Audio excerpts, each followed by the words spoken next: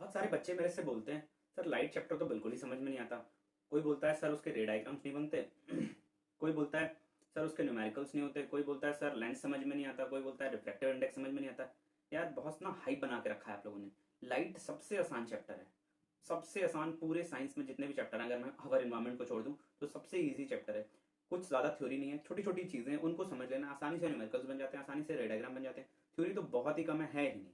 ठीक है, तो hello guys, welcome to quality शिक्षा। आज हम पढ़ेंगे light, reflection and refraction. Class 10 science की सीरीज चल रही है, चैनल सब्सक्राइब नहीं किया फटाफट से कर लो। चलिए शुरू करते हैं।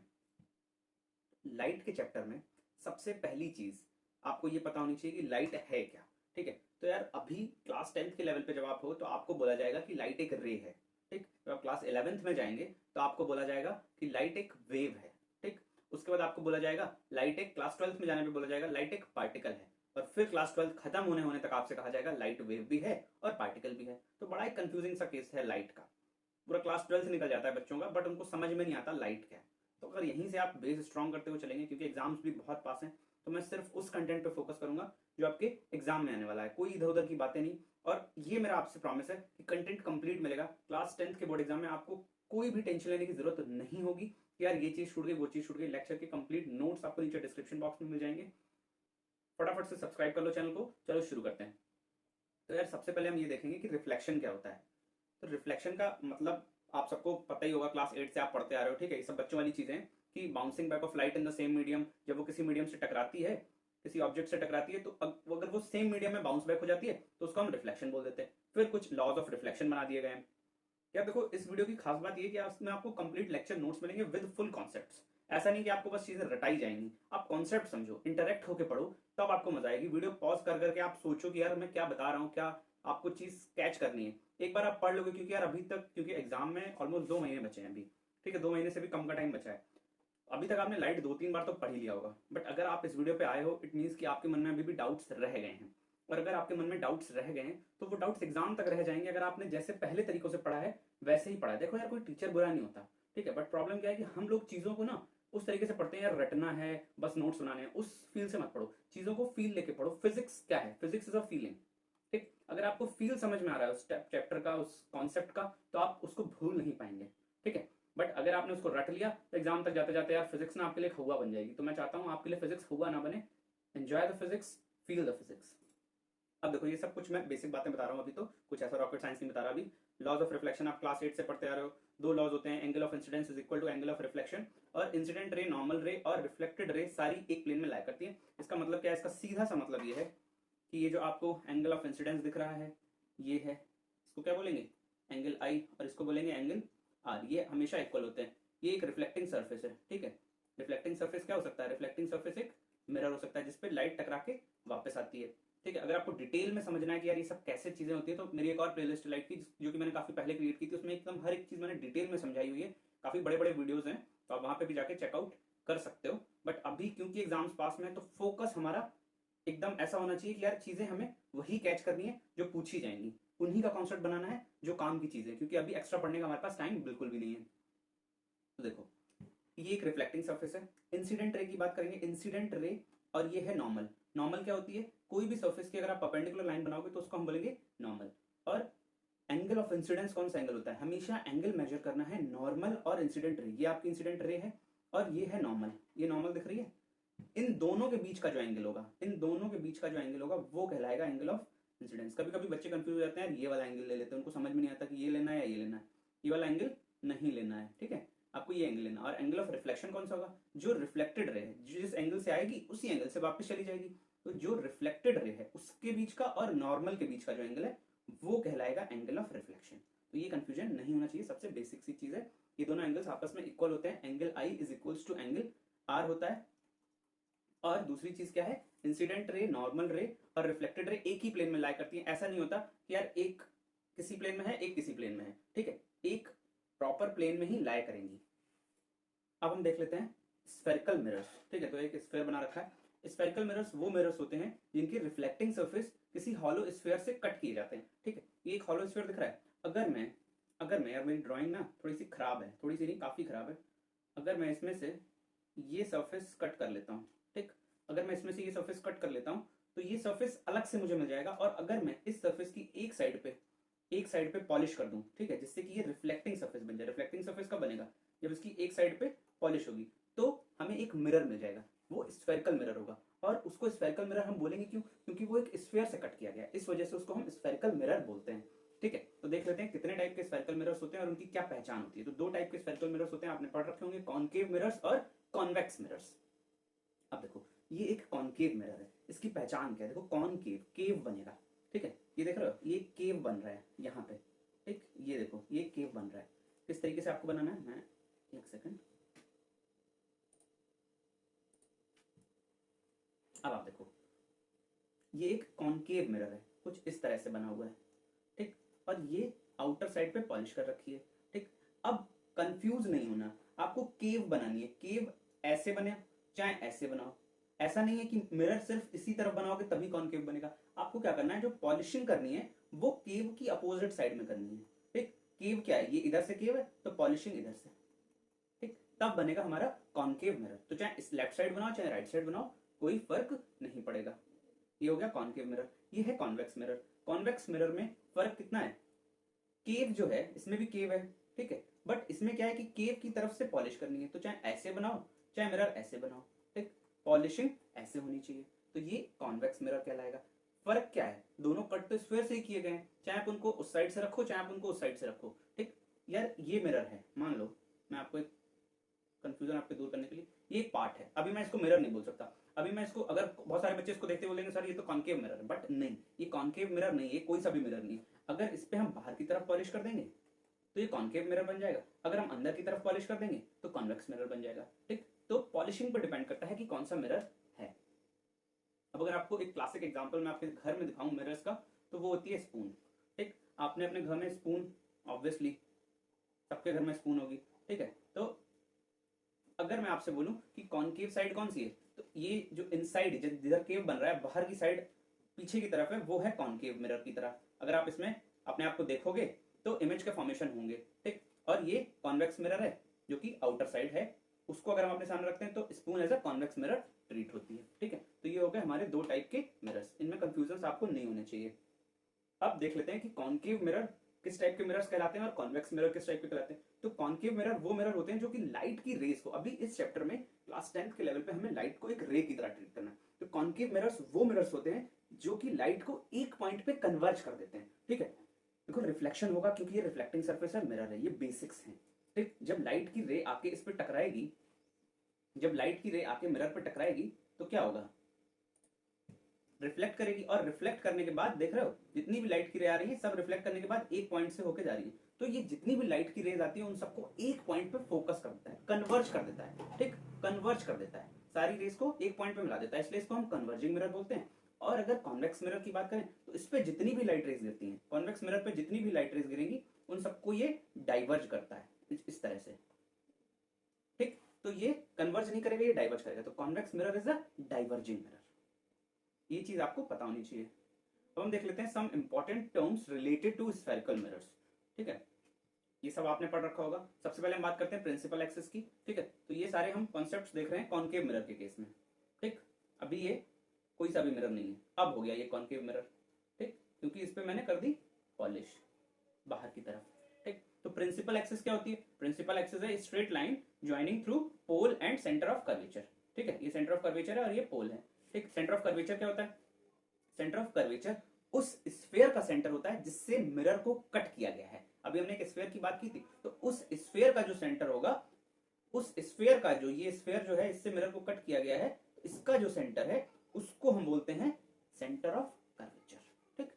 रेडियस ऑफ कर्वेचर क्या होगा, सीधी सी बात है, इस स्फीयर का जो रेडियस है उसको ही बोलेंगे हम रेडियस ऑफ कर्वेचर, ठीक है, जिसको स्मॉल r से हम डिनोट करते हैं, ठीक। पोल क्या है, सेंट्रल पॉइंट ऑफ मिरर, ये सेंट्रल पॉइंट है मिरर का, इसको पोल बोलते हैं। प्रिंसिपल फोकस क्या है, प्रिंसिपल फोकस वो पॉइंट होता है कि अगर लाइट की रे पैरेलल आती है, अगर लाइट की रे मिरर पे पैरेलल आए और रिफ्लेक्शन के बाद जिस पॉइंट से जाए उसको हम फोकस बोलते हैं, ठीक। रिफ्लेक्शन के बाद जिस पॉइंट से जाए उसको हम फोकस बोलते हैं। फोकल लेंथ क्या है, पोल और फोकस के बीच में जो डिस्टेंस है, पोल और प्रिंसिपल फोकस के बीच की जो डिस्टेंस है उसको हम फोकल लेंथ बोलेंगे। अपर्चर क्या है, जो ये डायमीटर दिख रहा है, ये लेंथ, ये यहां से लेके और यहाँ तक की जो लेंथ है इसको हम अपर्चर बोलेंगे, क्योंकि ये मिरर का डायमीटर है। तो इतनी सारी चीजें आपको समझनी है। अब इसमें एक रिलेशन होती है जो कि आपके लिए जानना बहुत ही ज्यादा जरूरी है। जो फोकल लेंथ होती है, focal length f is equals to होती है वो रेडियस की बाई 2 होती है। ठीक, focal length is r by 2। तो ये चीज आपके लिए जानना बेहद आवश्यक है। ये सारे कुछ कॉमन टर्म्स हैं रिलेटेड टू मिरर्स। अब हम बात करते हैं सबसे important point, rules for obtaining images for spherical mirrors. कुछ रूल्स हैं, उनकी हेल्प से आप इमेजेस बना सकते हो। तो सबसे पहला रूल नंबर 1 जो है कि अगर कोई भी लाइट की रे प्रिंसिपल एक्सिस के पैरेलल आएगी, ये प्रिंसिपल एक्सिस दिख रही, ये अगर कोई भी लाइट की रे प्रिंसिपल एक्सिस के पैरेलल आती है तो वो कहां से जाती है, फोकस से जाती है। ठीक, हम रूल्स दिखेंगे दोनों मिरर्स के लिए, कॉन्केव मिरर के लिए भी और कॉन्वेक्स मिरर के लिए। जनरली कॉन्केव मिरर के केसेस तो बच्चों को आसानी से समझ में आते हैं, कॉन्वेक्स मिरर में वो कंफ्यूज हो जाते हैं, तो वो कंफ्यूजन हम दूर करेंगे बहुत ही आसानी से। देखो यार रूल क्या है, रूल ये है कि अगर लाइट की रे पैरेलल आएगी, ठीक है, तो यार देखो एक चीज आपको ये भी समझनी है कि लाइट की रेज जो हमें चलानी है वो हमेशा लेफ्ट साइड से ही चलानी है। इस वजह से कॉन्केव मिरर को हमेशा इस पोजीशन में रखा जाता है और बाहर पॉलिश कर दी जाती है, और कॉन्वेक्स मिरर को हमेशा इस पोजीशन में रखा जाता है और अंदर पॉलिश कर दी जाती है, जिससे कि जो रिफ्लेक्टिंग सरफेस है, ये रिफ्लेक्टिंग सरफेस है ना, ये हमेशा लेफ्ट साइड में रहे। तो लाइट की रेज जब लेफ्ट साइड से आएंगी, ठीक है, तो पैरेलल अगर लाइट की रे आ रही है तो फोकस से जाएगी। अब आपको ये समझना जरूरी है कि इसका फोकस लेफ्ट साइड में क्यों है और इसका फोकस राइट साइड में क्यों है। तो ये समझने के लिए आप अगर देखो तो ये स्फेयर से कट किए गए मिरर्स, तो अगर ये इस तरह से कट किया गया है तो अंदर की तरफ ही तो इसका फोकस होगा।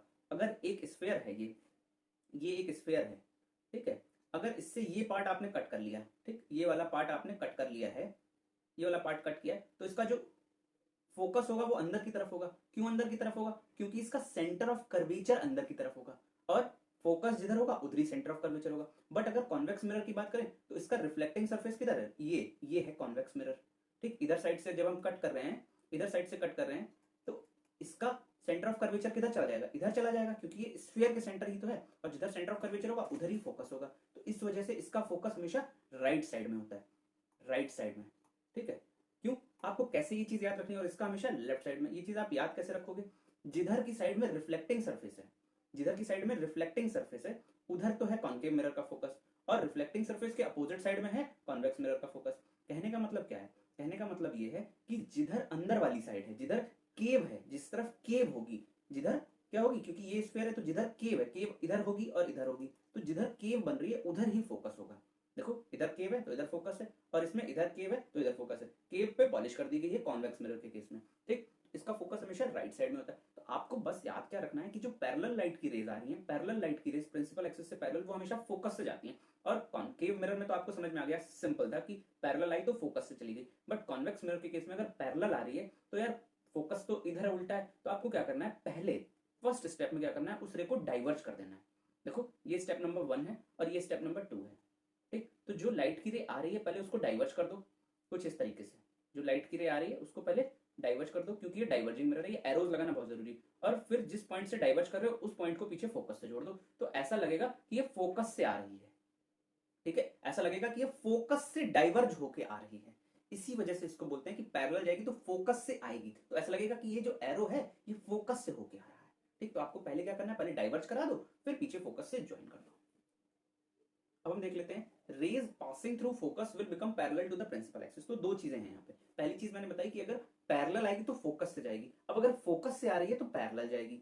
ठीक है, तो कॉन्केव मिरर में तो इजी है, कॉन्केव मिरर में तो बहुत इजी है, फोकस से आ रही है। देखो ये स्टेप नंबर 1, फोकस से आ रही है, कहाँ जाएगी, पैरेलल जाएगी। ये एक एरो ये बना दिया, एक एरो ये बना दिया। ठीक है, तो अगर फोकस से आ रही है तो कहां से जाएगी, तो पैरेलल जाएगी। अच्छा, ये तो कॉन्केव मिरर में आपको आसानी से समझ में आ गया। बट कॉन्वेक्स मिरर में क्या होगा, फोकस इधर साइड है, तो अगर फोकस से आ रही है तो ऐसा शो करो कि वो फोकस पे जा रही है।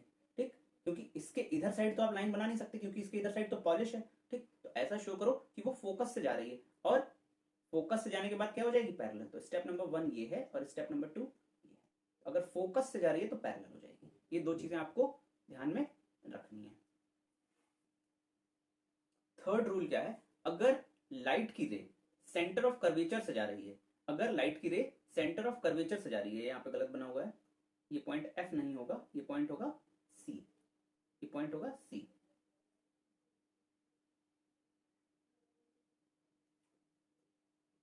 ठीक, अगर कोई भी लाइट की रे सेंटर ऑफ कर्वेचर से जा रही है तो उसी पाथ पे वापस चली जाएगी। सेंटर ऑफ कर्वेचर से जा रही है, देखो एक एरो इस तरह से बनाया, गई और उसी पाथ पे वापस आ गई। ठीक, ऐसे ही इस केस में सेंटर ऑफ कर्वेचर से गई और उसी पाथ पे वापस आ गई रिफ्लेक्शन के बाद। ठीक है, तो ये रूल नंबर 3 है। चौथा रूल क्या बोल रहा है कि अगर लाइट की रे पोल पे इंसिडेंट है, पोल पे इंसिडेंट है तो उसी एंगल से वापस आ जाएगी। ये सबसे इजी है, कॉन्केव और कॉन्वेक्स दोनों में एक जैसा दिखेगा। देखो जिस एंगल से गई उसी एंगल से वापस, एंगल ऑफ इंसिडेंस बराबर एंगल ऑफ रिफ्लेक्शन। उन केसेस में भी एंगल ऑफ इंसिडेंस बराबर एंगल ऑफ रिफ्लेक्शन ही होता है। ठीक है, बट हमें एक नॉर्मल बनानी पड़ेगी। ये देखो इधर से गई और इधर ही से वापस आ गई। तो ये रूल नंबर 4 था। तो 4 रूल्स हमने क्या सीखे। रूल नंबर 1 कहता है, रूल नंबर 1 कहता है लाइट की रे पैरेलल आएगी तो फोकस से जाएगी। दूसरा कहता है फोकस से जाएगी तो पैरेलल आएगी। तीसरा कहता है सेंटर ऑफ कर्वेचर से जाएगी तो उसी पार्ट पे वापस आ जाएगी। और चौथा कहता है कि अगर पोल पे इंसिडेंस है तो उसी इक्वल एंगल से रिफ्लेक्ट हो जाएगी। ये 4 रूल्स हैं। अब हम सीखेंगे image formation by concave mirror सबसे पहले, जिसमें कि 6 केसेस होते हैं। तो केस नंबर 1 हम सीख लेते हैं, जिसमें ऑब्जेक्ट एट इंफिनिटी होता है। और इसमें हमें क्या क्या सीखना है, ये चीजें जो है ना, ये 6 केस अगर आपने फील कर लिए, अगर आपको वो 4 रूल्स आ गए, अब उन 4 रूल्स का काम क्या है। उन 4 रूल्स का काम ये है कि उन 4 में से आप कोई भी 2 लाइट की रेज चूज कर सकते हो इमेज बनाने के लिए। कोई भी 2 लाइट की रेज आपको चूज करनी है। चाहे आप पैरेलल ले लो तो फोकस से निकाल दो, फोकस से ले लो तो पैरेलल निकाल दो, सेंटर ऑफ कर्वेचर से ले लो तो उसी पाथ पे वापस चली जाएगी, या फिर पोल से ले लो तो उसी एंगल से वापस चली जाएगी। ये 4 रूल्स हैं, इनमें से कोई 2 सिलेक्ट कर लो आप, और यहाँ पे आपको इमेज बनानी है। अब कोई भी 2 रेज सिलेक्ट करो और रिफ्लेक्शन के बाद जब वो 2 रेज आपस में मीट करेंगी उस पॉइंट पे इमेज बन जाएगी। एक ऑब्जेक्ट है, एक इमेज होती है। ऑब्जेक्ट आपने ले लिया, ऑब्जेक्ट से आपको लाइट की रेज चलानी है। एक रे चलाई, कोई भी ले लो, उन 4 में से कोई एक ले लो, फिर उन 4 में से कोई एक ले लो, और दोनों जहां पे मीट करेंगी उस पॉइंट पे बनती है इमेज। तो इमेज की कुछ प्रॉपर्टीज होती है, कभी इमेज छोटी बनेगी, कभी इमेज बड़ी बनेगी, कभी इमेज रियल बनेगी, कभी इमेज इन्वर्टेड बनेगी। ठीक है, कभी वर्चुअल बनेगी, कभी इरेक्ट बनेगी। तो ये सब चीजें भी आपको सीखनी है कि रियल क्या होता है, वर्चुअल क्या होता है, इरेक्ट क्या होता है, इन्वर्टेड क्या होता है। तो इतनी सी बातें आपको समझनी है। अगर ये 6 केस आपको समझ में आ गए तो बिलीव मी कोई भी ऐसा न्यूमेरिकल नहीं होगा जो आपको फंसेगा, क्योंकि न्यूमेरिकल में बार बार इन्हीं केसेस से पूछा जाता है। ठीक, अब देखो पहला केस क्या होता है कि ऑब्जेक्ट को इन्फिनिटी पे रखा जाता है। तो इस केस में, सिर्फ और सिर्फ इस केस में हमें दोनों रेज पैरेलल वाली ही चलानी है। पैरेलल से आएंगी तो फोकस से जाएंगी वाला ही केस लेना है। क्यों? क्योंकि अगर ऑब्जेक्ट इन्फिनिटी पे है इसका मतलब बहुत दूर है। तो जब ऑब्जेक्ट बहुत दूर होता है तो हम ये मान लेते हैं कि रेज पैरेलल आएंगी ऑब्जेक्ट से। ठीक, तो जब ऑब्जेक्ट इन्फिनिटी पे है, जब ऑब्जेक्ट, क्योंकि यार मैं इस पे बना के नहीं दिखा रहा क्योंकि उसमें बहुत ज्यादा टाइम लगेगा, आपको मैं ऐसे ही फील करा रहा हूँ। ये जो डायग्राम है इससे आप फील करो। ऑब्जेक्ट इन्फिनिटी पे है, क्योंकि मैं इससे बनाऊंगा तो, अगर बनाऊंगा तो इससे गंदा ही बनाऊंगा। ठीक है, आप ड्राइंग देख ही चुके मेरी। तो ऑब्जेक्ट अगर इन्फिनिटी पे है तो लाइट की रेज पैरेलल ले लो। 1-2 लाइट की रेज लेनी, पैरेलल ली, कहां से जाएगी रिफ्लेक्शन के बाद, फोकस से। कॉन्केव मिरर है क्योंकि बाहर की तरफ पॉलिश है। और दूसरी लाइट की रेज नीचे से ले लो, पैरेलल के बाद फोकस से। तो दोनों लाइट की रेज कहां मिल रही है, यहाँ पे मिल रही है। तो यहाँ पे बनेगी हमारी इमेज। ठीक, ये ऑब्जेक्ट है हमारा ए बी और इमेज बनी ये। अब आप बताओ कि इमेज कैसी बनी। इमेज बनी पॉइंट साइज, देखो एकदम पॉइंट जैसा दिख रहा है। तो इमेज बनी हाईली डिमिनिश्ड, बहुत ही ज्यादा छोटी। ठीक, और ये इमेज बनी कहाँ, इमेज बनी फोकस पे। ठीक, ये प्रॉपर्टीज आपको रटने की जरूरत नहीं यार, बहुत बेवकूफी वाली चीजें करते हैं बच्चे। एक टेबल बना लेंगे, ऑब्जेक्ट एट यहाँ, इमेज एट यहाँ, हाईली डिमिनिश्ड इस केस में, इस केस में ये, इस केस में वो, फलाना टीका, पता नहीं क्या क्या करते रहते हैं, मुझे समझ नहीं आता। आपको चीजें फील करनी है और फील करने में ना सिर्फ 5 मिनट लगेगा। आपको ऐसा नहीं कि यार बहुत रॉकेट साइंस पढ़ रहे हैं इसमें समझ में ही नहीं आएगा, हमको घंटों लग जाएंगे। आप आराम से 2 मिनट का टाइम दो, अच्छे से समझो। आप उसके बाद आप खुद डिसाइड करो कि यार आपको वो टेबल रटनी है या आपको ये केस समझना है। क्योंकि रटने के लिए आपके पास ऑलरेडी बहुत सारी चीजें हैं। ठीक है, एटलीस्ट फिजिक्स तो मत रटो यार। ठीक, अब देखो इमेज बन रही है फोकस पे, इमेज बन रही है फोकस पे, और बन रही है बहुत ही ज्यादा छोटी, और इमेज बन रही है रियल। रियल क्यों? जब लाइट की रेज एक्चुअल में मीट करें। अभी ये केस आएगा जब लाइट की रेज हमें पीछे जाकर मीट करानी पड़ेगी, मिरर के पीछे जाकर मीट करानी पड़ेगी। वो मिलती नहीं है बट हम ऐसा फील करते हैं कि वो मिलेंगी वहां पे। ठीक, तो अगर लाइट की रेज एक्चुअल में मीट कर रही है तो इमेज होती है रियल। ठीक, और इन्वर्टेड इमेज कौन सी होती है? अगर ऑब्जेक्ट ऐसे ऊपर रखा है और इमेज प्रिंसिपल एक्सिस के नीचे बन रही है तो इमेज होती है इन्वर्टेड। बट इस केस में कैसा लगेगा? इस केस में क्या होगा कि ऑब्जेक्ट तो बड़ा है बट इमेज एकदम पॉइंट साइज है, तो हम ये डिसाइड नहीं कर पाएंगे कि यार ये इन्वर्टेड है या फिर सीधी है। जैसे कि आप ऐसे समझो कि अगर ये आपका ऑब्जेक्ट है, ये अगर आपका ऑब्जेक्ट है, ठीक, तो इमेज अपसाइड डाउन, बिल्कुल उल्टी इमेज बनेगी। ठीक है, कभी कभी आप देखते होगे 180 डिग्री ऑपोजिट इमेज बनती है, तो उसको हम इन्वर्टेड इमेज बोलते हैं। तरीका क्या होता है? प्रिंसिपल एक्सिस के ऊपर अगर ऑब्जेक्ट है और नीचे इमेज है तो वो इन्वर्टेड होती है। और जब भी रियल होगी, रियल और इन्वर्टेड हमेशा दोनों साथ में आएंगे, ये चीज भी तय है। ठीक, तो इस इमेज की प्रॉपर्टीज क्या क्या होंगी? इमेज की प्रॉपर्टीज आपको 3 प्रॉपर्टीज ध्यान में रखनी है। सबसे पहली प्रॉपर्टी क्या होगी? ये बताना है कि इमेज बन कहाँ पर रही है। तो इमेज बन रही है फोकस पे, हाईली डिमिनिश्ड, बहुत छोटी एकदम पॉइंट साइज की, और रियल और इन्वर्टेड। रियल क्यों? रियल इसलिए क्योंकि लाइट की रेज आपस में रियल में मीट करी है, और इन्वर्टेड इसलिए क्योंकि रियल जब होगा तो इन्वर्टेड होगा, बट यहाँ से हमें दिख नहीं रहा कि इन्वर्टेड है या नहीं। बट द पॉइंट इज अगर रियल है तो वो इन्वर्टेड होगा ही होगा, बट यहाँ से हम डिस्टिंग्विश नहीं कर पा रहे हैं, वो इन्वर्टेड ही होगा। ठीक, तो ऑब्जेक्ट अगर ए बी ऐसे रखा हुआ है, अगर ऑब्जेक्ट ऐसे रखा है तो इमेज कुछ इस तरह से बनी होगी, ये इन्वर्टेड होता है। ठीक, तो ये हो गया case number 1, object at infinity. Case number 2 की बात करते हैं, object beyond centre of curvature. अब आपको क्या करना है, धीरे धीरे ऑब्जेक्ट को अंदर की तरफ लाना है, मिरर के अंदर की तरफ। अभी कहाँ रखा था, इस लाइन के भी इधर, ये इन्फिनिटी पे, ठीक, बहुत दूर। ठीक, अब हमने क्या किया, अब हम ऑब्जेक्ट को अंदर की तरफ ला रहे हैं। ठीक है, ऑब्जेक्ट को अंदर की तरफ ला रहे हैं बियॉन्ड सेंटर ऑफ कर्वेचर। ये सेंटर ऑफ कर्वेचर है, सेंटर ऑफ कर्वेचर के बियॉन्ड, सेंटर ऑफ कर्वेचर के इस साइड में, लेफ्ट साइड में ऑब्जेक्ट है। तो ऑब्जेक्ट रख दिया, ऑब्जेक्ट को प्रिंसिपल एक्सिस के ऊपर रखना है, 2 रेज चलानी है, कोई भी 2 रेज आप चला लो यार। इसमें तो 2 रेज जो चलाई, चाहे तो वो वाली चला लो, चाहे अपने मर्जी की चला लो। कैसे 2 रेज चलानी है, एक रेज तो आपको पैरेलल चला देनी है। सबसे पहले एक रे आप चला दो पैरेलल, पैरेलल चलाओ। देखो ऑब्जेक्ट की टिप से आपको लाइट की रेज चलानी है, पैरेलल चलाई, पैरेलल वाली कहां से गुजरेगी, पैरेलल वाली गुजरेगी फोकस से। ठीक, ये लाइट रे की जितने भी डायग्राम आप जरूर प्रैक्टिस कर लेना, फोकस से जाएगी। दूसरी लाइट की रे आपके पास क्या क्या ऑप्शन है, या तो आप चला दो फोकस से, या तो आप चला दो फोकस से तो वो पैरेलल चली जाएगी, या तो आप चला दो यहां से। ठीक है, या तो आप चला दो यहां से, कहां पे यार गड़बड़ करता हूं मैं, या तो आप चला दो लाइट की रे यहां से। ठीक, तो वो कहां से जाएगी, तो वो यहां से चली जाएगी। ठीक, या तो आप चला दो फोकस से, तब भी यहीं से जाएगी। तो आपके पास ऑप्शंस बहुत सारे हैं, 4 ऑप्शंस हैं, बट यहाँ पे इन्होंने कौन से ऑप्शन चूज किए, एक तो पैरेलल चला दी, दूसरी चला दी सेंटर ऑफ कर्वेचर से। सेंटर ऑफ कर्वेचर से चलाना सबसे आसान होता है, क्यों? क्योंकि सेंटर ऑफ कर्वेचर से चलाओगे तो कहीं से ले जाने की जरूरत नहीं, जिस रास्ते आई थी उसी रास्ते वापस। ठीक, तो एक पैरेलल चला दो, एक पैरेलल वाली फोकस से जाएगी, सेंटर ऑफ कर्वेचर वाली उसी रास्ते से वापस चलेगी। ठीक है, ये देखो एक एरो नीचे की तरफ, एक एरो ऊपर की तरफ, तो दोनों लाइट की रेज मिली कहाँ पे, ये पॉइंट है जहां पे लाइट की रेज मिल गई। ठीक है, तो इस पॉइंट पे क्या बन जाएगी, इमेज बन जाएगी। तो इमेज कैसी बनी, ये जो एरो दिख रहा है, ये ए बी जो है ये हमारा ऑब्जेक्ट है, ये ऑब्जेक्ट है, और ये जो ए डैश बी डैश आपको दिख रही है ये इमेज है। अब आप बताओगे इसको देखने के बाद इमेज की प्रॉपर्टीज। सबसे पहली चीज, इमेज कहां बन रही है, लोकेशन बता दो। इमेज बन रही है सेंटर ऑफ कर्वेचर और फोकस के बीच में, जो कि अभी दिख रहा है आपको। दूसरी चीज, इमेज कैसी है, क्या इमेज रियल एंड इन्वर्टेड है? हाँ जी, इमेज रियल एंड इन्वर्टेड है, क्योंकि लाइट की रेज आपस में इंटरेक्ट की हैं, मीट की हैं, और ऑब्जेक्ट ऐसे है तो इमेज जस्ट उसके 180 डिग्री ऑपोजिट है। देखो ए ऊपर था तो ए नीचे हो गया, ए डैश हो गया। ठीक, पहले एरो ऊपर की तरफ पॉइंट कर रहा था, अब एरो नीचे की तरफ, तो इन्वर्टेड भी है, रियल एंड इन्वर्टेड साथ में आएंगे। और ऑब्जेक्ट की लेंथ देखो, ऑब्जेक्ट का जो ये एरो बना है इसकी हाइट देखो आप, ज्यादा है, और इमेज वाले की हाइट कम है, तो इमेज है डिमिनिश्ड। डिमिनिश्ड मतलब साइज में छोटी। तो ये 3 प्रॉपर्टीज हैं, ऐसे आपको चीजें देखनी है। ठीक, तो image properties, image between C and F, diminished, real and inverted. ये हो गया केस नंबर 2। अब हम बात करते हैं केस नंबर 3 की। ऑब्जेक्ट, अब देखो धीरे धीरे हम अंदर की तरफ लेके आ रहे हैं ऑब्जेक्ट को। अभी ऑब्जेक्ट हमने कहाँ रखा था, बियॉन्ड सेंटर ऑफ कर्वेचर रखा था। अब हम ऑब्जेक्ट को और अंदर ला रहे हैं, तो हम सेंटर ऑफ कर्वेचर पर रख दे रहे हैं। ये केस सबसे आसान होता है, बच्चे इसको आसानी से याद भी कर लेते हैं, बच्चे याद करने जैसा कुछ है नहीं। ठीक, तो आपको क्या रखना है, बड़ा सिमेट्रिक सा डायग्राम लग रहा है, आपको कहाँ रखना है ऑब्जेक्ट को, ये ऑब्जेक्ट है मेरा, ये ऑब्जेक्ट है ए बी। ठीक, ये ऑब्जेक्ट है, इसको आपको रखना है प्रिंसिपल एक्सिस के ऊपर ही हमेशा।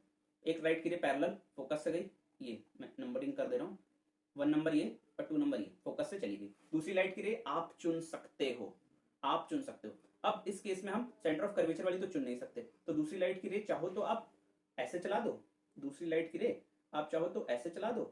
ठीक है, या फिर आप कैसे चलाओ, या फिर आप फोकस से चला दो। तो फोकस से अगर चलाओगे तो कहाँ जाएगी, पैरेलल हो जाएगी। ये देखो, ये दूसरी लाइट की रे नंबर 3, और ये रिफ्लेक्ट होने के बाद गई नंबर 4 यहाँ से। ठीक, तो एक पैरेलल, 4 रेज है ना हमारे पास, पैरेलल जाएगी तो फोकस से आएगी, फोकस से आएगी तो पैरेलल जाएगी, सेंटर ऑफ कर्वेचर से जाएगी तो सेंटर ऑफ कर्वेचर से वापस आएगी। एक पैरेलल चला दी, फोकस से चली गई, एक फोकस से चला दी तो पैरेलल हो गई। ठीक, तो दोनों कहाँ मिली, इस पॉइंट पे आके मिल गई, इस पॉइंट पे आके मिल गई। तो इमेज कहां बन रही है, देखो object centre of curvature C पे रखा हुआ है, इमेज भी सेंटर ऑफ कर्वेचर सी पर ही रखी हुई है कि नहीं? रियल है, बिल्कुल है, क्योंकि आपस में इंटरेक्ट कर रहे हैं दोनों लाइट की रेज। और क्या इन्वर्टेड भी है? हाँ जी, बिल्कुल इन्वर्टेड इमेज है। क्यों? क्योंकि 180 डिग्री अपोजिट है। और थर्ड पॉइंट क्या है, साइज। साइज देखो, जितना बड़ा ऑब्जेक्ट है उतनी बड़ी इमेज है, तो इक्वल साइज की इमेज बनेगी। तो ये 3 प्रॉपर्टीज आपको इमेज की पता चल गई, image at C, same size और रियल एंड इन्वर्टेड। अब हम बात करेंगे केस नंबर 4 की। ऑब्जेक्ट को फिर अंदर की तरफ, अभी इन्फिनिटी पे रखा, फिर सी के बियॉन्ड रखा, फिर सी पे रखा, आप सी के अंदर लेके आ गए। ठीक, तो ये सी है और ये रहा हमारा ऑब्जेक्ट ए बी, ये रहा हमारा ऑब्जेक्ट ए बी। ठीक, अब यहाँ से लाइट की हमें उन चारों में से कोई भी दो लाइट की रे चलानी है, तो हम एक तो पैरेलल चला देंगे, फोकस से गुजर जाएगी, दूसरी फोकस से चला दी। अब आप यहाँ से भी चला सकते हो, पोल से भी, ठीक है, आपकी मर्जी है, आप जैसे चाहो वैसे चला दो, आप चाहो सेंटर ऑफ कर्वेचर से चला दो, ऐसे कर भेजो और सेंटर उसी पाथ पे वापस आ जाए। ठीक, तो जनरली जब सेंटर ऑफ कर्वेचर पीछे है तो हम सेंटर ऑफ कर्वेचर से नहीं चलाते, चला सकते हो, कोई प्रॉब्लम नहीं है। ठीक, तो फोकस से चली गई, तो फोकस से जब गई दूसरी लाइट की रे, देखो लाइट रे नंबर 1 ये है, रिफ्लेक्ट होने के बाद ये फोकस से गई पैरेलल वाली, लाइट नंबर 2 ये है और ये रिफ्लेक्शन के बाद हो गई। ठीक, तो 1 2 3 4 इस तरीके से लाइट की रेज हैं। 1 है पैरेलल, 2 फोकस से जा रही है, 3 है फोकस से हमने भेजी पैरेलल जा रही है। तो जाके ये मिल कहाँ पे रहे हैं, इस पॉइंट पे जाके मिल रहे हैं, इस पॉइंट पे जाके मिल जा रहे हैं। ठीक, तो अब आप देखो, अब आप खुद डिसाइड करो इमेज कहाँ बन रही है, इमेज बन रही है beyond C, image beyond C बन रही है। ठीक, इमेज साइज में बड़ी है, देखो ऑब्जेक्ट अब छोटा है और इमेज बड़ी हो गई है। ठीक, इमेज बड़ी है तो इमेज को हम बोलेंगे एनलार्ज्ड, और रियल भी है इन्वर्टेड भी है। ठीक, तो इमेज प्रॉपर्टीज क्या होगी, एनलार्ज बोलो या फिर मैग्नीफाइड, साइज बढ़ गया, और real and inverted. Case number 5 देख लेते हैं। ये 5 और 6 वाले जो केसेस है ना, इसमें बच्चों को दिक्कत थी। अभी तक आपने कितना चीज समझा, अभी तक आपने ये समझा कि हो क्या रहा है, ऑब्जेक्ट को अंदर लाया जा रहा है, इमेज का साइज धीरे धीरे बढ़ता जा रहा है। इमेज का साइज पहले पॉइंट साइज इमेज थी, जब ऑब्जेक्ट इन्फिनिटी पे था, इमेज फोकस पे थी, फिर थोड़ा बढ़ा, फिर सेंटर ऑफ कर्वेचर पर जब इमेज आई तो साइज इक्वल हो गया, और फिर जब सेंटर ऑफ कर्वेचर से अंदर ऑब्जेक्ट को ले गए तो इमेज का साइज बढ़ गया, धीरे धीरे इमेज का साइज बढ़ता जा रहा है। ठीक, अब ये केस देखो, ये सबसे ज्यादा इंटरेस्टिंग केस होता है। ठीक, अब यहाँ पे देखो, वही करना है, ऑब्जेक्ट को रख दिया गया फोकस पे, ऑब्जेक्ट को फोकस पे, तो एक तो पैरेलल चलानी है तो आप गांठ बांध लो, एक पैरेलल लाइट की रे चलाई, फोकस से चलेगी, दूसरी लाइट की रे चलाने की चॉइस आपके पास है, आप जहां से चाहो चला दो, आप फोकस से तो नहीं चला सकते। ठीक, अब देखो, चाहे तो आप इसको ऐसे चला दो, ठीक, चाहे तो आप इसको ऐसे चला दो, पोल पे गई उसी एंगल से वापस आ गई, चाहे तो आप इन्होंने जैसे चलाई है कुछ इस तरह से चलाओ और इसी पाथ पे वापस आ जाए, इस पाथ पे ऐसे वापस आए कि वो सेंटर ऑफ कर्वेचर से वापस आ रही, सेंटर ऑफ कर्वेचर से चलाओ, देखो सेंटर ऑफ कर्वेचर से चलाए, ठीक, और उसी पाथ पे वापस आ गई। ठीक, अच्छा, तो ये दो ऑप्शंस आपके पास हैं, आप जो चाहो वो चूज कर लो, आपको जिसमें सहूलियत लग रही है आप वो ऑप्शन चूज कर सकते हो। मैंने आपको 4 ऑप्शंस दे दिए। अब यहाँ पे हो क्या रहा है, ऑब्जेक्ट फोकस पे है, इमेज कहाँ बन रही है, मैंने आपको बताया था कि जब लाइट की रेज मीट करेंगी, जब लाइट की रेज मीट करेंगी वहां पे इमेज बन रही है। बट यहाँ पे देखो, यहाँ पे तो लाइट की रेज पैरेलल चली जा रही है, तो यहाँ पे हम मान लेते हैं कि ये कहीं एट इन्फिनिटी पे जाके, एट इन्फिनिटी बहुत दूर कहीं जाके ये मीट करेंगी, और मीट करेंगी तो रियल में मीट करेंगी, ऐसा नहीं कि इनको पीछे जाके मीट करवाना पड़ रहा है। तो इसलिए इसको हम बोलेंगे real and inverted image. Image बनेगी कैसी, इमेज बनेगी कैसी, इन्वर्टेड ही बनेगी। इन्वर्टेड कब बनती है, जब ऑब्जेक्ट प्रिंसिपल एक्सिस के ऊपर हो और इमेज प्रिंसिपल एक्सिस के नीचे हो, तो इन्वर्टेड होती है। रियल क्यों कहेंगे, क्योंकि आपस में कभी ना कभी मीट करेंगे। ठीक, इस वजह से इस केस में हम इमेज प्रॉपर्टीज क्या लिखते हैं, image at infinity highly magnified. ये देखो, क्योंकि बहुत बड़ी इमेज बनने वाली है, ऑब्जेक्ट छोटू सा है और आगे जब मिलेगी तो काफी नीचे हो जाएगी, तो इस वजह से इमेज कैसी बनने वाली है, हाईली मैग्नीफाइड। और तीसरा पॉइंट रियल एंड इन्वर्टेड। हम देखते हैं छठा केस। छठा केस है object between focus and pole. Object between focus and pole, ये तो भाई देख के यादों की हवा खराब होने लगती है। सबसे आसान केस है, सबसे आसान। देखो, जो चीजें टफ है मैं उनको आसान बोलूंगा। ठीक, क्यों आसान है यार, जब आप पहले से ही मान लोगे कि यार कठिन है तो आपकी हवा खराब होनी है ना। पहले से मान के चलो आसान है और फिर देखो मजा आएगी। ठीक, अब इस केस को देखो, ऑब्जेक्ट को रख दिया गया, ये पोल महाशय है, ये फोकस महाशय है, इन दोनों के बीच में कहीं पे भी रख दिया गया। ठीक, ऑब्जेक्ट अंदर की तरफ बढ़ रहा है, ऑब्जेक्ट अंदर की तरफ सिंक्रोनाइजेशन बिठाते जाओ, ऑब्जेक्ट अंदर की तरफ आ रहा है। ठीक, आपको रटनी नहीं है चीजें। तो पोल और फोकस के बीच में ऑब्जेक्ट, एक लाइट की रे पैरेलल चला दी, फोकस से गुजर गई, दूसरी लाइट की रे आप सेंटर ऑफ कर्वेचर से चला दो तो उसी पाथ पे वापस आ जाएगी। चाहे तो आप ऐसे चला सकते थे, चाहे तो आप ऐसे चला सकते थे, ऐसे चलाते और इस तरीके से ये चली जाती। ठीक, ये आपकी मर्जी थी, जो भी 4 रेज हैं उनमें से कोई 2 रेज आपको सिलेक्ट करनी थी। ठीक, तो अब देखो सेंटर ऑफ कर्वेचर से जा रही। अब भाई क्या कहोगे, ये तो ऐसा लग रहा है कि जानी दुश्मन है, जैसे जैसे आगे बढ़ रहे हैं वैसे वैसे दूर होते जा रहे हैं, तो इनके मिलने का कोई चांस नहीं है।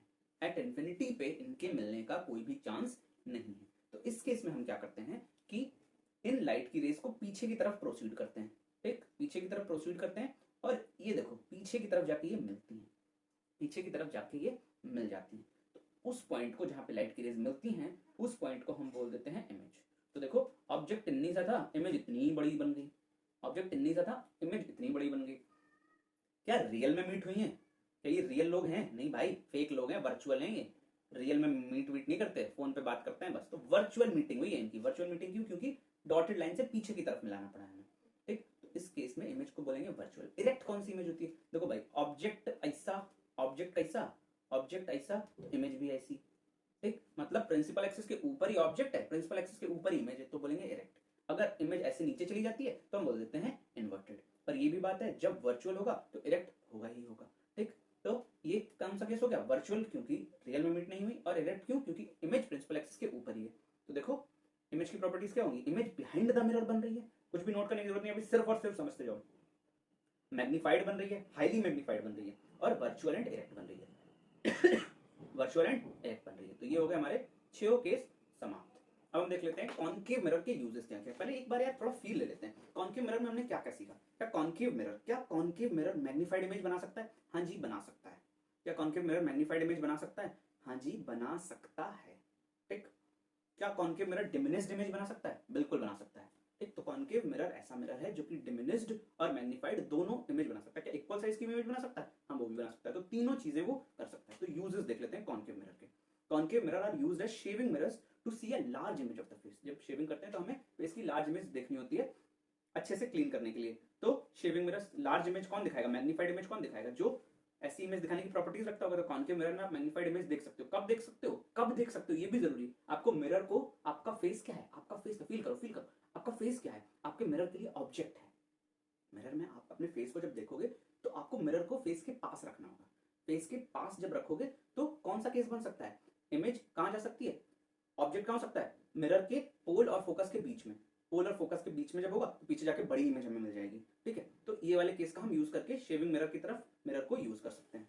ठीक है, ये देखो भाई शेविंग कर रहे हैं। अब हम बात करेंगे concave mirrors are used in torch, search lights and vehicle headlights. देखो ये जो यूजेस मैं आपको बता रहा हूँ ऐसे तो आप रट लो यूजेस, ठीक है, बट अगर आपको ये पता रहेगा, ये फील पता रहेगा कि ये यूजेस किस वजह से आ रहे हैं, तो आप उन यूजेस को कभी भूलोगे नहीं। आप उल्टा सीधा नहीं करोगे, कॉनकेव का कॉन्वेक्स नहीं करोगे। ठीक, तो कॉनकेव मिरर जो है वो टॉर्च लाइट में यूज होते हैं। क्यों? क्योंकि कॉनकेव मिरर कन्वर्जिंग मिरर होते हैं, लाइट की रेस को कन्वर्ज करते हैं, पैरेलल लाइट की रेस को एक फोकस पे मीट कराते हैं। ठीक, concave mirror are use by dentist. देखो जहां पे भी मैग्नीफाइड इमेज देखनी है वहां पे कॉनकेव मिरर का यूज होगा। तो डेंटिस्ट को भी दांतों की बड़ी बड़ी इमेज देखनी होती है ना, ऑपरेशन करना होता है। ठीक है, और large concave mirror are used to focus sunlight to produce heat. ठीक है, फोकसिंग के केस में भी लार्ज कॉनकेव मिरर्स यूज होते हैं। अब हम देख लेते हैं image formation by convex mirrors. Image formation by convex mirrors, तो इसमें सिर्फ और सिर्फ 2 केस हैं। खुश होने की जरूरत है। ठीक है, ऑब्वियसली देखो यार खुश होने की जरूरत है पूरे चैप्टर में, क्योंकि आसान चैप्टर है ये। 2 केसेस हैं। सबसे पहले तो हमें लेना है object at infinity. Object at infinity, ठीक, तो इस केस में आपको क्या करना है? इस केस में भी वही सारे रूल्स फॉलो होंगे कि कोई भी लाइट की 2 रेस चलानी है, बट कॉन्वेक्स मिरर के केसेस थोड़े से अलग थे कि ठीक है पैरेलल आएगी तो फोकस से जाएगी, ये तो तय है, बट आपको क्या करना है? पैरेलल आए पहले डाइवर्ज करा दो और फिर ऐसा दिखाओ, धोखा करना है, ऐसा दिखाओ कि वो फोकस से होके आ रही है। ठीक, तो देखो ऑब्जेक्ट एट इन्फिनिटी है, ऑब्जेक्ट एट इन्फिनिटी है, ऑब्वियस सी बात है। देखो लाइट की 2 पैरेलल रेस चलानी होती है, पैरेलल रेस को डाइवर्ज करा दो पहले तो, नंबर 1 नंबर 2। ठीक, ये नंबर 3 और ये नंबर 4, पैरेलल लाइट डाइवर्ज कराई। ठीक है, पर डाइवर्ज कराओगे कहां से? ऐसा लगना चाहिए कि ये फोकस से मिलके आ रही है। ठीक, तो ऐसा लगे कि पैरेलल आई और ये फोकस से चली गई, पैरेलल आई और ये फोकस से चली गई, तो डाइवर्ज करा दो और फिर फोकस से मीट करा दो। ठीक, इमेज कहां बनी? Object at infinity, image at focus. Image कैसी बनी? इमेज कैसी बनी? पॉइंट साइज्ड बनी, छोटी इमेज बनी।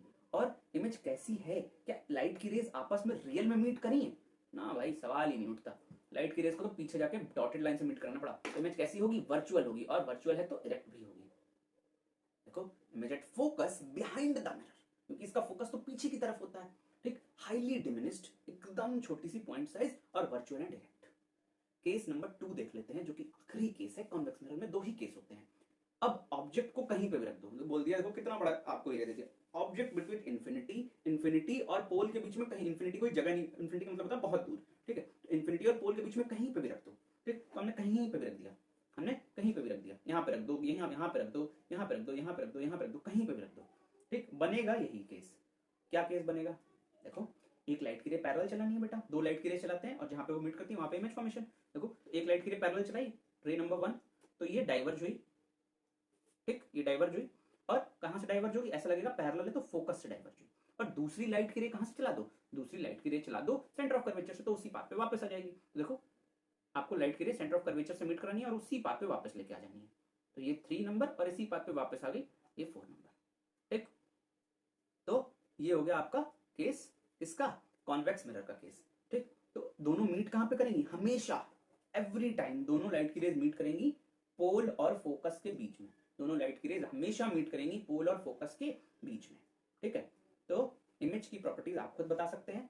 पहला नंबर, इमेज बनेगी पोल और फोकस के बीच में। इमेज बनेगी कैसी, वर्चुअल बनेगी। क्यों वर्चुअल बनेगी, देखो भाई रियल में तो मीट वीट हो नहीं, पीछे के मीट करानी पड़ रही। ठीक, और इरेक्ट है, दिख रहा है, देखो ऑब्जेक्ट ए बी और image A dash B dash. ठीक, थर्ड नंबर की जो बात है वो ये है कि इमेज छोटी बनेगी, इमेज छोटी बनेगी। ठीक, दिख भी रहा है आपको, तो image diminished, virtual and direct और between pole and focus always. तो ये दो केस हैं। तो आपको क्या समझ में आया, कॉन्वेक्स मिरर के दो केसेस आपको याद रखने हैं। आपको याद कैसे रखने कि पहले केस में इन्फिनिटी पे फोकस में, कॉन्केव में भी ऐसे ही होता था। दूसरा, ऑब्जेक्ट कहीं पे भी रख दो, ब्रह्मांड में जाके कहीं पे भी रख दो, the range of convex mirror की रेंज में होना चाहिए, बट इमेज कहाँ पे बनेगी, कहाँ पे बनेगी, बनेगी हमेशा पोल और फोकस के बीच में। और दूसरी चीज जो आपको याद रखनी कि कॉन्वेक्स मिरर कभी भी किसी भी केस में बड़ी इमेज नहीं बनाता। देखो पहले नंबर के केस में देखो 19 इमेज बना रहा था पॉइंट साइज, और दूसरे नंबर के केस में इमेज कैसी बना रहा है, छोटी बना रहा है। ठीक, तो कॉन्वेक्स मिरर हमेशा छोटी इमेज बनाता है, बट कॉन्केव मिरर छोटी, बड़ी और बराबर तीनों साइज की बनाता है। ठीक, तो ये थी आपके लिए learnings. Uses of convex mirror, जैसा काम वैसी उन्हीं टाइप की चीजों में यूज भी होगा। ठीक है, as rear view mirrors in vehicle to see the traffic. अब व्हीकल में हम बड़ी बड़ी इमेजेस तो देखते नहीं गाड़ी की। ठीक है, देखो ऐसे मिरर लगे होते हैं कार में, बाइक में, तो हमें छोटी छोटी इमेज देखनी होती है। ठीक है, छोटी छोटी इमेज इसलिए देखनी होती है जिससे ज्यादा इमेजेस देख सकें पीछे की गाड़ियों की। ठीक, तो रियर व्यू मिरर जो पीछे दिखता है उसमें गाड़ियों की हम इमेज देख सकते हैं। क्यों, क्योंकि ये स्मॉल इमेज दिखाता है। और दूसरा, big convex mirror are used as shop security mirrors. देखो ऐसे, ठीक है, इसमें भी छोटी छोटी इमेज हर चीज की वो दिखा देता है। अब हम देख लेते हैं sign convention for reflection by spherical mirrors. ये न्यूमेरिकल में काम आने वाला है, न्यूमेरिकल पे मैं अलग वीडियो बनाने वाला हूँ। आप साइन कन्वेंशन यहाँ पे सीख लो। साइन कन्वेंशन में आपको क्या सीखना है, साइन कन्वेंशन ये देखो, जितनी भी डिस्टेंस, देखो साइन कन्वेंशन आप कैसे सीखो, साइन कन्वेंशन आप ऐसे सीख लो कि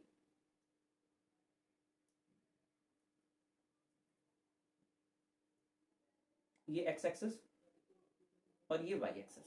ठीक, ये होता है ओरिजिन, ये होता है ओरिजिन, इस सबको भूल जाओ, ये होता है ओरिजिन। ओरिजिन की लेफ्ट वाली चीजें क्या होती हैं, इधर क्या होता है, इधर होता है -1, ठीक, इधर होता है +1, इधर होता है +1 और इधर नीचे होता है -1। इतना तो आपको पता ही है। ठीक, ये सब तो बच्चों की चीजें हैं, ये तो आपको बताने की जरूरत है नहीं। तो ओरिजिन के इधर साइड में सारी चीजें कैसी होती हैं, नेगेटिव, इधर सारी चीजें कैसी होती हैं, पॉजिटिव, नीचे कैसी होती हैं, नेगेटिव, और ऊपर कैसी होती हैं, पॉजिटिव। वही चीज आपको मिरर में याद रखनी, बस इतनी सी कहानी है, इन्होंने इतनी सारी कथा लिख दी, उसका कोई मतलब नहीं है। ठीक, ये मैंने एनसीईआरटी से उठाया है क्योंकि बच्चों को यही समझ में आता है। कहने का मतलब क्या है कि जो भी चीजें ऊपर की तरफ होंगी आपको मेजर कहां से करनी, all distances are measured from the pole, pole से मेजर करना है। इधर कोई चीज यहाँ रखी, मान लो कोई चीज यहाँ ये है, ये बी पॉइंट है। ठीक, तो ये डिस्टेंस कैसी होगी, अगर मान लो ये 5 है, ठीक, ये 4 है, ये 3 है, ये 2 है, ये 1 है। ठीक, तो ये पी से बी तक की डिस्टेंस 5 है, तो इसको लेंगे -5। ठीक, क्योंकि ये लेफ्ट साइड में तो ये -5 हो जाएगी। कोई चीज ऊपर की तरफ है तो उसको प्लस में लेंगे, कोई चीज नीचे की तरफ है तो नेगेटिव में लेंगे, कोई चीज राइट साइड में, अगर यहाँ पे कोई चीज है, मान लो यहाँ पे इमेज बन रही है, ठीक, और ये पॉइंट है 4, तो इमेज डिस्टेंस हो जाएगा 4 यूनिट्स। ठीक, तो लेफ्ट की चीजें जो आप XY कोऑर्डिनेट सिस्टम पढ़ते हो, लेफ्ट की चीजें नेगेटिव, राइट की चीजें पॉजिटिव, अप साइड की चीजें पॉजिटिव और लेफ्ट डाउन साइड की चीजें नेगेटिव, वही चीज यहाँ पे भी है। ठीक, अब देखो ऑब्जेक्ट को हमेशा आपको रखना है लेकिन लेफ्ट साइड में। ठीक है, ऑब्जेक्ट को हमेशा रखना है लेफ्ट साइड में। तो अब आप बताओ, चाहे कोई सा भी मिरर हो, चाहे कॉन्केव मिरर हो, चाहे कॉन्वेक्स मिरर हो, बच्चों को बहुत कंफ्यूजन होता है, ऑब्जेक्ट डिस्टेंस क्या होगा, इमेज डिस्टेंस क्या होगा, फोकल लेंथ क्या होगी, ये क्या होगा, फलाना क्या होगा। तो ऑब्जेक्ट डिस्टेंस हमेशा कैसा रहने वाला है, क्योंकि ऑब्जेक्ट तो हमेशा लेफ्ट साइड में ही होगा, ऑब्जेक्ट तो हमेशा इसी एरिया में होगा। ठीक, तो ऑब्जेक्ट डिस्टेंस हमेशा कैसी रहने वाली है, नेगेटिव रहने वाली है। ठीक, अब हम देख लेते हैं दोनों मिरर्स के लिए। आप बताओ ये कौन सा मिरर है, एक बार सोचो, क्योंकि केव जो है उसकी अपोजिट साइड में पॉलिश है ना, कॉनकेव। ठीक है, तो ये हो गया कॉनकेव मिरर। कॉनकेव मिरर के केस में आप देखो ऑब्जेक्ट डिस्टेंस तो दोनों ही केस में नेगेटिव होने वाली है। ऑब्जेक्ट डिस्टेंस क्या होने वाली है, नेगेटिव होने। फोकल लेंथ, इसका फोकस कहां पे होता है, इनका फोकस कहां पे होता है, इनका फोकस होता है यहाँ पे। ठीक, तो अगर पोल से आप ये दूरी मेजर करोगे, मान लो ये पोल है, ठीक, तो अगर आप ये दूरी मेजर करोगे तो ये कैसी आने वाली है, ये आने वाली है नेगेटिव। ठीक, ये आने वाली है नेगेटिव। तो focal length of concave mirror is always negative. और इमेज डिस्टेंस कैसा होगा, डिपेंड करेगा भाई कौन सा केस है। तीन ही चीजें हमें पता करनी होती है, ऑब्जेक्ट डिस्टेंस, फोकल लेंथ और इमेज डिस्टेंस। तो भाई इमेज तो डिपेंड करेगा, अगर 6 वाला केस होगा जिसमें कि इमेज इधर साइड बनती है राइट साइड में, ठीक है, 6 केस में इमेज राइट साइड में बनती है तो इमेज का डिस्टेंस पॉजिटिव होगा, बाकी पांचों केसेस में इमेज का डिस्टेंस नेगेटिव होगा। तो डिपेंड करेगा कौन सा केस है। बट अगर हम कॉन्वेक्स मिरर की बात करेंगे, अगर हम कॉन्वेक्स मिरर की बात करेंगे तो आप बताओ ऑब्जेक्ट डिस्टेंस कैसा होने वाला है? ऑब्जेक्ट डिस्टेंस ऑलवेज नेगेटिव, क्योंकि ऑब्जेक्ट को हमेशा लेफ्ट साइड पे पुट करना है। Object distance always negative. Focal length कैसी होने वाली? फोकस इसका होता है इसका राइट साइड में, तो फोकल लेंथ ऑलवेज पॉजिटिव होने वाली, फोकल लेंथ ऑलवेज पॉजिटिव होने वाली। और इमेज का डिस्टेंस, इमेज हमेशा कहां बनती है? इमेज हमेशा बनती है दो ही केस में कॉन्वेक्स मिरर में, या तो फोकस पे लूप से बन जाएगी या तो फोकस और पोल के बीच में बनती है। तो इमेज डिस्टेंस हमेशा कैसा होता है कॉन्वेक्स मिरर का? पॉजिटिव। इतनी सी कहानी है, आपको याद क्या रखना है? अब इसमें इतनी सारी चीजें आपको याद नहीं रखनी। आपको पहली चीज क्या याद रखनी है? Object distance always negative, always negative. अभी आप आगे लेंस में पढ़ोगे तब भी ऑलवेज नेगेटिव, ठीक। दूसरी चीज आपको क्या याद रखनी है? दूसरी चीज आपको याद रखनी है फोकल लेंथ, बस याद रखो। इमेज डिस्टेंस तो वैसे भी जनरली क्वेश्चन में पूछ ही लिया जाता है। कॉन्वेक्स मिरर का आपको पता है कि राइट साइड में हमेशा इमेज बनेगी, तो image distance always will be positive in the case of convex mirror, और in case of concave mirror image distance will always be क्या? नहीं भाई, ऑलवेज ऑलवेज कुछ नहीं, डिपेंड करेगा। अगर छठा वाला केस है तो इमेज डिस्टेंस पॉजिटिव, बाकी केसेस में इमेज डिस्टेंस नेगेटिव। और फोकल लेंथ पे बस आपको फोकस रखना है। Concave mirror focal length negative, convex mirror focal length positive, बस दैट्स इट। इतना अगर आप याद कर लोगे तो आपको न्यूमेरिकल में बहुत ही आसानी होने वाली है। हम देख लेते हैं मिरर फॉर्मूला, बच्चों वाली चीज है। मिरर फॉर्मूले का काम क्या है कि ऑब्जेक्ट डिस्टेंस पता है, फोकल लेंथ पता है, तो आपको अगर ये बताना है विदाउट मेकिंग द रे डायग्राम कि भाई इमेज कहां बन रही है, कितनी दूर पे बन रही है, तो आप इस्तेमाल करोगे मिरर फॉर्मूले का। एक रिलेशन देता है ऑब्जेक्ट डिस्टेंस, इमेज डिस्टेंस और फोकल लेंथ के बीच में, ठीक। तो यहाँ पे जो भी वैल्यूज पुट करनी है वो विद साइन पुट करनी है। Always put values with sign. Sign means object distance negative है तो आपको यू की वैल्यू नेगेटिव में लिखनी है, एफ की वैल्यू नेगेटिव है तो कॉन्केव में नेगेटिव, कॉन्वेक्स में पॉजिटिव। तभी आपको जो रिजल्ट मिलेंगे वो आपको बता देंगे कि इमेज कहाँ पे बन रही है।